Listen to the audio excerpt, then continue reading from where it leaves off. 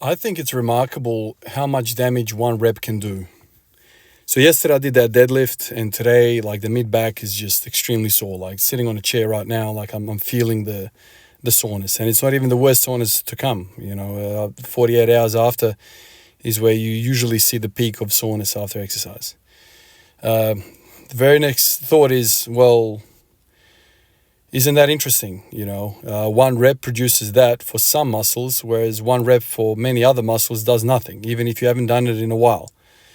Because that's the thinking here, right? Like, I haven't done a deadlift in a long time, that's why I'm sore.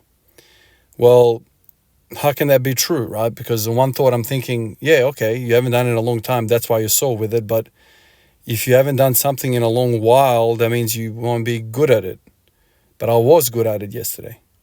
So how can it be true for one thing and not true for the other thing? So on one hand, we're saying, well, you're sore because you haven't done this in a long time. Okay. So if I haven't done it in a long time, why am I good at it then? So the thinking here is, in my mind, is like the squats I've been doing have been preparing me for the deadlift. And this is why I'm pretty good at it. After a long time off, the squats that I'm doing seem to be carrying over really well for the deadlift, and I don't even have to do the deadlift for months on end. So there's some carryover in terms of the muscles used, but the mid back copped it. So maybe it's a case of, out of all the things that the squats are doing, maybe the mid back is not getting enough. And maybe that's where the soreness is, because I'm not sore in my quads and my hamstrings, I'm not sore anywhere else, it's just the mid back. So maybe that is the case here.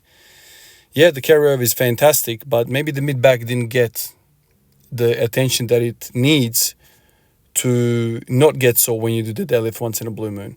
It's just interesting, I know some muscles you could, like, if I was to pick up the absolute heaviest freaking bicep curl I can do right now, the absolute heaviest, somehow muster that thing up, cool, done.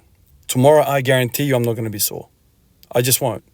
And that's true for many other muscle groups.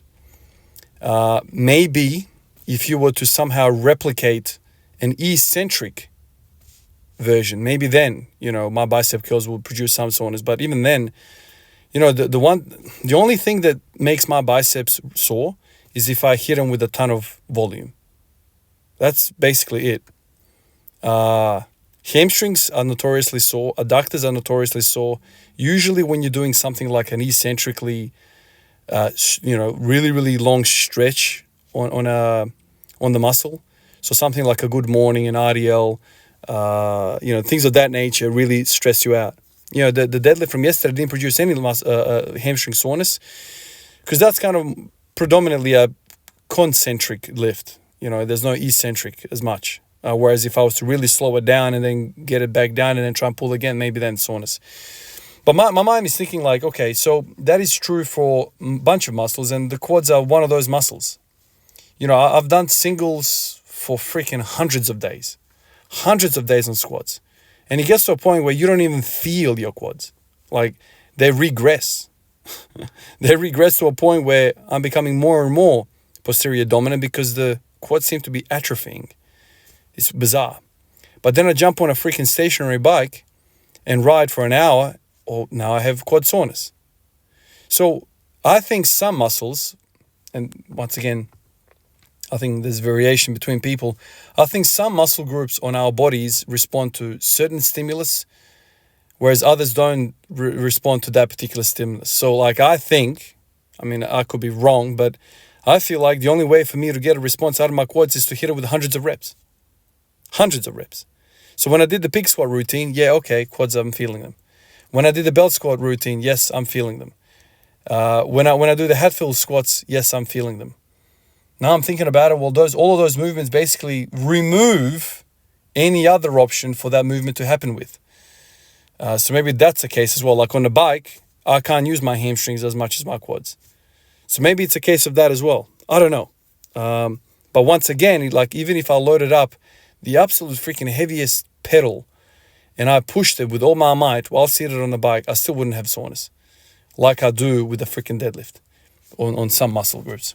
It's just interesting how, like, when you sit here and you think about it, there's a lot of different composition with all these muscles. And, over time, there's a bit of clarity of what works, what doesn't for you. And obviously, soreness is not the be-all, end-all, but it's a really good indicator. It's probably the best indicator that we have. You know, a lot of people say, oh, soreness is not everything. Well, what other measurements do we have that tells us that, you know, something is working? I think the pump and soreness, so pump is like immediate and then soreness is the following day, gives you an indicator of whereabouts you were in that training session. I don't know what else you could use unless you freaking started doing biopsies after every session and started taking, you know, samples like that. And I mean, that's unrealistic and that's stupid to mention, but, you know, what else can you, obviously through periodization, through progression of strength, yep, that works. Size, yeah, that works. But all of that is like, takes a long time, right? Just interesting to sit here and think about it, how even right now my approach to all of these different muscle groups are different. It's just different how I think about things. If I want my hamstrings to be sore, do RDLs with 200 kilos, it's on the map. Sets of 5. That's all you need, man. That's all you need. Good mornings, yep, do that. Stretch those suckers, bang. Whereas with biceps, maybe like the limitation of the joint allows or doesn't allow it to stretch beyond a point. Unless you were to like maybe do an incline, on an incline bench, do bicep curls where your arms are falling behind your back and you're getting that stretch. Maybe that's the thing here. Yeah, you could probably replicate that now I'm thinking about it. It's about the stretch, probably. I think that's the bottom line. With quads, how would you able to do that? You start to run out of ideas with some of these things. Some muscle groups are just more exposed to the stretch than others. And that's just the nature of us. Appreciate you guys like always. I'll catch you in the next one. Peace out.